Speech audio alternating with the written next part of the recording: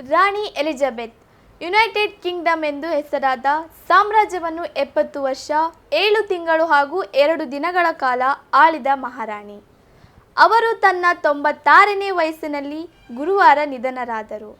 ಅಂತಾರಾಷ್ಟ್ರೀಯ ಮಟ್ಟದಲ್ಲಿ ಮಹತ್ವದ ವ್ಯಕ್ತಿಯಾಗಿದ್ದ ರಾಣಿಯ ಜೀವನ ಮತ್ತು ಹಲವು ಸಾಧನೆಗಳ ಕುರಿತಾದ ಅಂಕಿಅಂಶಗಳ ಕುರಿತು ಒಂದು ನೋಟ ಇಲ್ಲಿದೆ.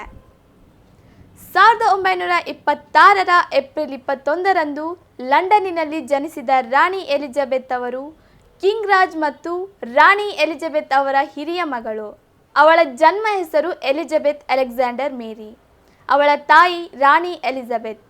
ಅವಳ ತಂದೆಯ ಮುತ್ತಜ್ಜಿ ರಾಣಿ ಅಲೆಕ್ಸಾಂಡರ್ ಮತ್ತು ಅವಳ ತಂದೆಯ ಅಜ್ಜಿ ಕ್ವೀನ್ ಮೇರಿ ಹೆಸರನ್ನು ಸೇರಿಸಿ ಅವಳ ಹೆಸರನ್ನು ಇಡಲಾಯಿತು. ಅವರು 1947ರ ನವೆಂಬರ್ 20ರಂದು ಎಡಿನ್ಬರ್ಗ್ ಡ್ಯೂಕ್ ಪ್ರಿನ್ಸ್ ಫಿಲಿಪ್ ಅವರನ್ನು ವಿವಾಹವಾದರು. ರಾಣಿಯು ಎಂದಿಗೂ ಶಾಲೆಗೆ ಹೋಗಿರಲಿಲ್ಲ. ಅರಮನೆಯಲ್ಲೇ ಉತ್ತಮ ಶಿಕ್ಷಣ ನೀಡಲಾಗಿತ್ತು. ಇದರ ಮೇಲ್ವಿಚಾರಣೆಯನ್ನು ಈಕೆಯ ತಾಯಿ ನೋಡಿಕೊಳ್ಳುತ್ತಿದ್ದರು. ಎನ್ಸೈಕ್ಲೋಪೀಡಿಯಾ ಬ್ರಿಟಾನಿಕಾ ಪ್ರಕಾರ ಪುರುಷ ಅಧಿಕಾರಿಯಾಗಿರುವ ಸಾಧ್ಯತೆ ಕಾರಣದಿಂದ ಆಕೆಯ ಚಿಕ್ಕಪ್ಪ ಕಿಂಗ್ ಎಡ್ವರ್ಡ್ ಪದತ್ಯಾಗ ಮಾಡಿದಾಗ ಎಲಿಜಬೆತ್ ಉತ್ತರಾಧಿಕಾರಿ ಎಂದು ಘೋಷಿಸಿರಲಿಲ್ಲ. ಆದಾಗ್ಯೂ ಎಲಿಜಬೆತ್ 1952ರ ಫೆಬ್ರವರಿಯಲ್ಲಿ ತನ್ನ ತಂದೆ ನಿಧನರಾದಾಗ ಸಿಂಹಾಸನಕ್ಕೆ ಔಪಚಾರಿಕವಾಗಿ ಒಪ್ಪಿಕೊಂಡರು. ಅದರಂತೆ 1953ರ ಜೂನ್ 2ರಂದು ಪಟ್ಟಾಭಿಷೇಕ ನಡೆಯಿತು. ರಾಣಿ ಎಲಿಜಬೆತ್ ಬ್ರಿಟಿಷ್ ಮನೆತನದ ಇತಿಹಾಸದಲ್ಲೇ ಮಿಲಿಟರಿಯಲ್ಲಿ ಸೇವೆ ಸಲ್ಲಿಸಿದ ಮೊದಲ ಮತ್ತು ಏಕೈಕ ಮಹಿಳೆ.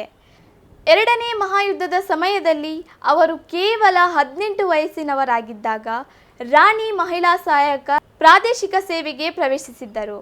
ವಿಶ್ವ ಸಮರ 2ರಲ್ಲಿ ಸ್ವಯಂ ಸೇವಕ ಮೆಕ್ಯಾನಿಕಲ್ ಮತ್ತು ಟ್ರಕ್ ಡ್ರೈವರ್ ಆಗಿ ಸೇವೆ ಸಲ್ಲಿಸಿದ್ದರು. ಎರಡನೇ ಮಹಾಯುದ್ಧದ ಸಮಯದಲ್ಲಿ ಸೈನ್ಯಕ್ಕೆ ಬಂದ ನಂತರ ರಾಣಿ ಟ್ರಕ್ ಚಕ್ರಗಳನ್ನು ಹೇಗೆ ಬದಲಾಯಿಸುವುದು, ಇತರ ವಿಷಯಗಳ ನಡುವೆ ಕಾರ್ ಇಂಜಿನ್ಗಳನ್ನು ಸರಿಪಡಿಸುವುದು ಹೇಗೆ ಎಂದು ಕಲಿತಿದ್ದರು. ನಾಜಿಗಳ ವಿರುದ್ಧ ಹೋರಾಡಲು ತನ್ನ ಸಿದ್ಧತೆಯಾಗಿ ರಾಣಿಯು ಹದಿಹರೆಯದವರಾಗಿದ್ದಾಗ ಯುಕೆ ಮಾಜಿ ಪ್ರಧಾನಿ ವಿನ್ಸ್ಟನ್ ಚರ್ಚಿಲ್ನ ಟಾಮಿ ಗನ್ನೊಂದಿಗೆ ಗನ್ ಶೂಟ್ ಮಾಡುವುದು ಕಲಿತಿದ್ದರು. 1976ರಲ್ಲಿ ರಾಣಿ ಎಲಿಜಬೆತ್ ಇಮೇಲ್ ಕಳುಹಿಸಿದ ಮೊದಲ ರಾಜಮನೆತನದವರಾದರು. 1976ರ ಮಾರ್ಚ್ 26ರಂದು ಎಲಿಜಬೆತ್ ದೂರಸಂಪರ್ಕ ಸಂಶೋಧನಾ ಕೇಂದ್ರಕ್ಕೆ ಭೇಟಿ ನೀಡಿದಾಗ ಅರ್ಪಾನೆಟ್ ಬಳಸಿ ಇಮೇಲ್ ಕಳಿಸಿದ್ದರು. ಎಲಿಜಬೆತ್ ಪಾಸ್ಪೋರ್ಟ್ ಇಲ್ಲದೆ ಈ ಜಗತ್ತಿನಲ್ಲಿ ಎಲ್ಲಿ ಬೇಕಾದರೂ ಪ್ರಯಾಣಿಸಬಹುದಾಗಿತ್ತು. ರಾಜಮನೆತನದ ಪ್ರತಿಯೊಬ್ಬರೂ ಪಾಸ್ಪೋರ್ಟ್ ಅಗತ್ಯವಿದೆ, ಆದರೆ ಇವರಿಗೆ ಮಾತ್ರ ಪಾಸ್ಪೋರ್ಟ್ ಅಗತ್ಯವಿಲ್ಲ. ಇದರ ಹಿಂದಿನ ಕಾರಣವೇನೆಂದರೆ ಪ್ರತಿಯೊಬ್ಬರು ಪಾಸ್ಪೋರ್ಟನ್ನು ರಾಣಿಯ ಹೆಸರಿನಲ್ಲೇ ನೀಡಲ್ಪಡುವುದು.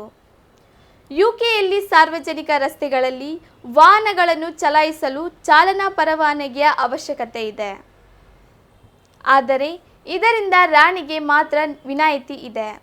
ರಾಣಿ ತನ್ನ ಆಳ್ವಿಕೆಯಲ್ಲಿ 100ಕ್ಕೂ ಹೆಚ್ಚು ರಾಷ್ಟ್ರಗಳಿಗೆ ಭೇಟಿ ನೀಡಿದ್ದರು. ಅವರು ಫ್ರಾನ್ಸ್ಗೆ 13 ಬಾರಿ ಮತ್ತು ಕೆನಡಾಕ್ಕೆ 22 ಬಾರಿ ಭೇಟಿ ನೀಡಿದ್ದರು. ಹಲವು ದಶಕಗಳ ಕಾಲ ಜಾಗತಿಕ ಬದಲಾವಣೆಗೆ ಸಾಕ್ಷಿಯಾದ ರಾಣಿ ಎಲಿಜಬೆತ್ ಅವರ ನಿಧನಕ್ಕೆ ಇಡೀ ಜಗತ್ತು